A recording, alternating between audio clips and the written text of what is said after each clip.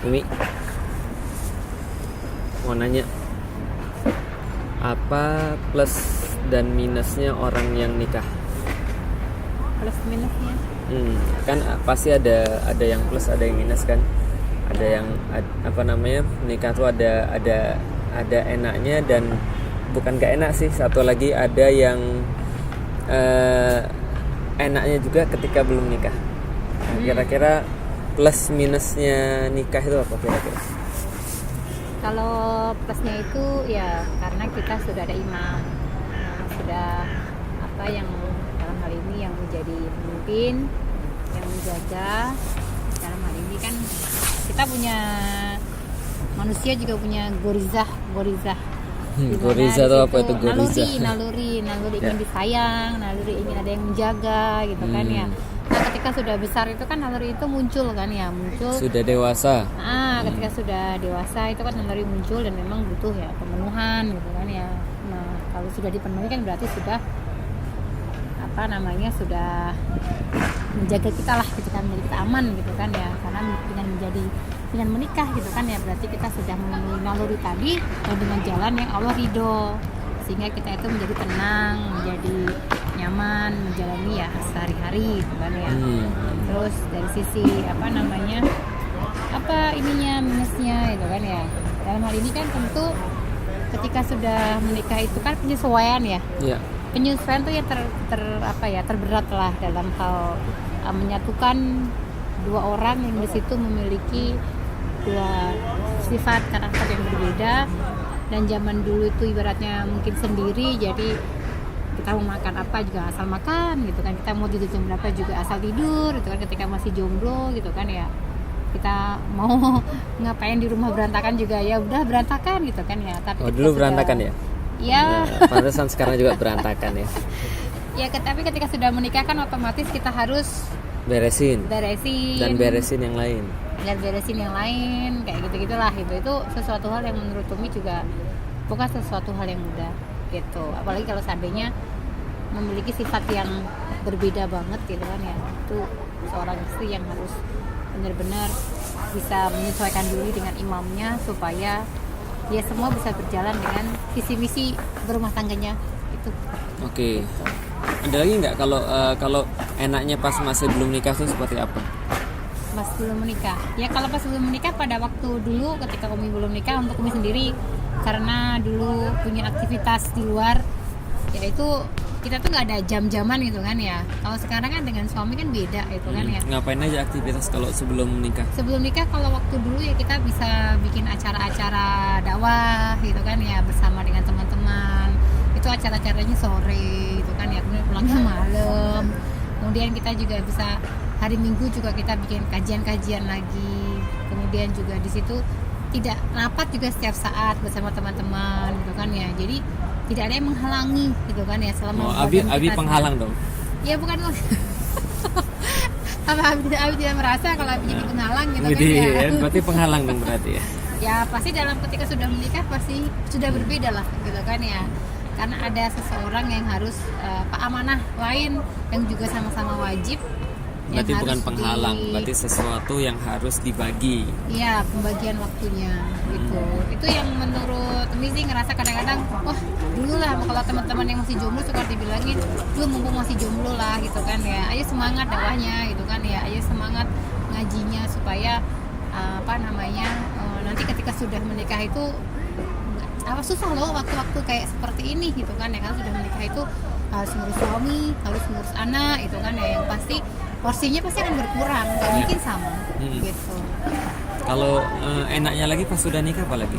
Yang sudah menikah ada yang jamin gitu kan. Kalau orang mikir kan, nanti ada yang jamin, gak usah kerja lagi, nanti ada yang nyari uang, nanti ada yang ngurusin, nanti ada yang nemenin kemana-mana, nanti ada yang nganterin ketika lagi perlu atau apa gitu. Gimana kira-kira? Ya paling tidak nggak malu lah kalau pulang kampung gitu. Karena udah ada gandengan gitu kan ya. Jadi fungsi saya itu adalah untuk supaya tidak malu ketika pulang kampung ya. Masya Allah. Ini baru saya ketahui sekarang. Ya pasti kalau dalam hal istilahnya ketika dulu kita sebelum menikah kan pasti di sini berharapnya nanti bisa punya suami yang di situ nanti mengayomin ya, baik dari sisi materi gitu kan ya, kemudian juga secara keamanan diri, kemudian juga menjadi teman sehari-hari gitu kan ya. Tapi ya nggak serta-merta biar nanti ada yang menghidupi, tidak gitu kan gitu. ya. Karena udah bisa menghidupi diri sendiri ya. Biasa. Gitu kan ya. Feminis. Tapi kan dalam hal ini ada ketenangan tadi lebih yang tadi kita peroleh gitu kan ya, karena naluri tadi kan butuh yang kita kita butuhkan kan adanya sosok yang mengayomin, yang bisa jalan-jalan kayak gini gimana? Ya salah satunya gitu kan ya. Jadi kalau seandainya jalan dengan teman-teman, dengan jalan dengan suami tentunya berbeda gitu kan ya. Ketika dengan teman pasti ada batasan gitu kan ya, tapi kalau dengan suami kan nggak ada sama sekali batasannya. Itu aja berarti ya, tujuannya pasti ke Allah lah gitu kan ya. Jadi dengan ketika kita sudah punya suami, ya segala ibadah tadi yang mungkin tidak bisa dilakukan ketika belum menikah, jadi sekarang sudah bisa dilakukan, dan itu menjadi semoga menjadi pintu ya Umi untuk masuk surga. Alhamdulillah, amin ya Allah. Jadi teman-teman sekalian, sebenarnya kalau kita lihat sesederhananya begini mungkin ya. Jadi kalau seandainya kita sederhanakan, jadi gini loh, maksudnya kenapa Abi bahas begini ya? Karena orang tuh keburu-buru, kesusu untuk kemudian nikah. Jadi sebenarnya mereka juga mungkin belum sepenuhnya paham tentang pernikahannya ini sebenarnya untuk apa sebenarnya. Dan sebenarnya masih ada banyak yang bisa dieksplor ketika mereka masih sendiri. Dan sendiri itu sebenarnya bukan sebuah posisi yang jelek kok. Sendiri itu sebenarnya bukan sebuah posisi yang hina kok. Cuma kadang-kadang karena orang-orang berlebihan ya, mungkin juga termasuk Abi ketika nyinggung-nyinggung, nyolek-nyolek jomblo misalnya di dunia media sosial. Tapi sebenarnya menjadi sendiri itu kan nggak sulit dan nggak sehina itu ya sebenarnya, nggak separah itu. Artinya tidak ada masalah sih sebenarnya untuk menjadi seorang yang sendiri sebelum kita kemudian siap untuk menikah. Karena banyak orang tuh menikah tuh karena pengen, ya bisa jadi pengen kemudian update status, atau bisa jadi karena panjat sosial seperti yang kemudian tadi kita bahas, merasa mungkin ada yang nanti bisa ngurusin, nyariin uang, nyariin nafkah sementara dia sudah tinggal di rumah, ataupun mungkin membayangkan segala sesuatu yang indah-indah, bisa jalan-jalan berdua, keluar negeri, keluar kota, bisa update status yang baper-baper ketika di Instagram gitu kan ya. Nah, tapi ini adalah baru sebagian kecil daripada pernikahan. Sementara pernikahan bukan hanya itu saja sebenarnya. Nah, dan juga kita pengen ngasih tahu sebenarnya kayak Abi misalnya. Abi tuh dapat ilmu, kan sudah Abi sering bilang ya. Abi dapat ilmu itu hampir 80% itu dari sebelum nikah. Jadi belajar tentang Islam, lalu kemudian memberikan halqah, lalu menghalqahi diri sendiri, halqah, memberikan halqah, lalu kemudian baca-baca buku, jalan-jalan, kemudian tadi seperti yang Umi sampaikan, sendiri itu penting untuk sebuah proses menuju fase berikutnya. Jadi anggap aja gini loh, ibarat kalau seandainya ulat jadi kupu-kupu, nah itu jomblo tuh kepompong. Jadi kepompong yang kemudian dia harus sendiri di situ, harus mengurung diri gitu kan ya, sebelum kemudian suatu waktu dia nanti akan keluar dalam bentuk kupu-kupu yang indah. Tapi harus dijalani, karena nggak mungkin ulet tiba-tiba jadi kupu-kupu, kan nggak mungkin. Harus ada masanya. Kalau bahasa Indonesia kawah candra di muka gitu kan ya. Nah ini harus ada. Makanya ketika orang sendiri itu memang harus ada. Untuk dia apa? Dia belajar tentang fase-fase kehidupan. Dia belajar bagaimana mengurus masalahnya sendiri.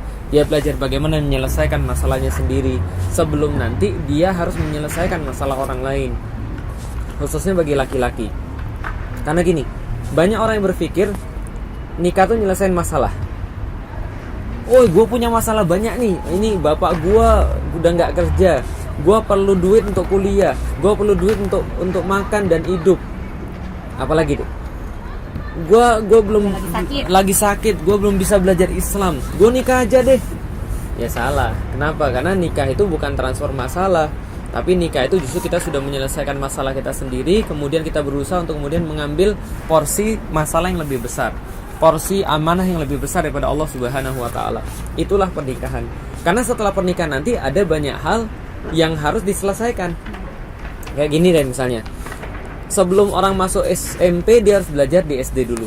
Dia harus belajar tambah kurang kali bagi, ya enggak? Kalau misalnya dia nggak bisa belajar tambah kurang kali bagi, gimana dia bisa bahas tentang misalnya kuadratik, persamaan matematik, logika matematik? Dia nggak bisa. Orang 3 kali 3 aja masih mikir, orang 3 kali 5 aja masih mikir, orang 7 kali 7 aja masih mikir, orang 9 kali 8 aja masih mikir. Tapi kalau dia sudah menjalani itu semua, insya Allah dia siap untuk step berikutnya. Tadinya yang dia kerjain dalam waktu 5 menit, dia bisa kerjain dalam waktu 5 detik misalnya. Nah itulah sebenarnya untuk nikah. Contoh misalnya, tadi yang Umi sudah sampaikan, Abi juga sama. Abi rapat sampai malam, sampai jam 1. Lalu kemudian setelah itu bisa makan capcay dan gak usah bayar berdua gitu kan ya, bayar sendiri-sendiri aja. Lalu kemudian kita bisa pergi kemana-mana yang kita suka, belajar apapun yang kita mau, menghabiskan duit kita untuk beli kitab, beli buku. Lalu kemudian kita menenggelamkan diri kita di dalam ilmu gitu kan ya, mempersiapkan diri, menambah sakofah, menambah kemudian keahlian-keahlian sebelum kemudian kita sudah siap untuk kehidupan berikutnya. Nah artinya menjadi jomblo tuh nggak parah-parah amat kok. Menjadi sendiri itu nggak hina-hina amat kok. Kenapa? Ada satu hal yang sangat besar yang kita dapat di dalamnya, yaitu adalah proses persiapan diri. Kepompong sebelum terbang jadi kupu-kupu kan gitu kan ya. Nah itu adalah yang sebelum nikah. Kalau sesudah nikah enaknya seperti apa? Nah itu yang benar. Yang tadi yang paling benar itu adalah ada sebuah ketenangan ketika sudah menikah. Itu yang nggak ada pada jomblo. Asik. Jadi jomblo juga nggak mungkin tenang kan? Kecuali kalau lagi tidur gitu ya. Nah jadi ada ketenangan. Ketenangan itu apa? Karena kita sudah berada di jalan Allah. Karena kita sudah memberikan naluri-naluri itu sudah dipenuhi dengan cara yang taat. Ada ketenangan di situ. Tapi bukan berarti kemudian berhenti sampai di sana. Tapi orang yang nikah itu juga ada ujian-ujian yang lain. Ada kemudian ada kemudian tes-tes yang lain selain daripada tes perasaan itu tadi. Kalau perasaan oke lah, kita sudah ada yang memenuhi. Tapi ada tes yang lain. Apa tesnya orang yang sudah menikah? Dia bisa nggak memperhatikan keluarganya? Dia bisa nggak menyayangi istri dan anaknya? Dia bisa nggak adil pada anak-anaknya? Dia bisa nggak membimbing anak-anaknya? Kayak Abi misalnya. Seringkali walaupun kita sudah nikah, tapi Abi masih lost control gitu kan ya. Lalu kemudian marah sama Umi, atau kemudian merasa kesal sama Umi, itu masih ada. Nah tapi ini adalah tes yang kita nggak pernah dapat ketika kita masih jadi sendiri, kita masih jadi jomblo. Nah enaknya tadi ketenangan, lalu kemudian kita bisa lebih pede dalam beraktivitas karena kita sudah mengalami satu fase yaitu berkeluarga. Kalau kita ditanya tentang anak, kita bisa jawab karena kita sudah punya anak. Kita ditanya tentang istri, kita sudah bisa jawab karena kita sudah punya istri, dan seterusnya. Tapi sebenarnya yang paling penting poinnya adalah anggaplah hidup itu sebagai fase demi fase. Jangan terlalu terburu-buru untuk melewati satu fase kepada fase yang lain, padahal kita belum siap untuk level up. Kita belum siap kemudian untuk naik level ke tempat yang lebih tinggi atau naik makom ke dalam fase yang berikutnya. Kadang-kadang kita harus lebih banyak untuk mempersiapkan diri, karena gagal dalam merencanakan atau gagal dalam mempersiapkan sama dengan merencanakan gagal atau mempersiapkan gagal. Nah itulah kemudian yang harus kita pahami, bahwa tidak semua harus kita segerakan, tidak semua harus kita buru-buruin.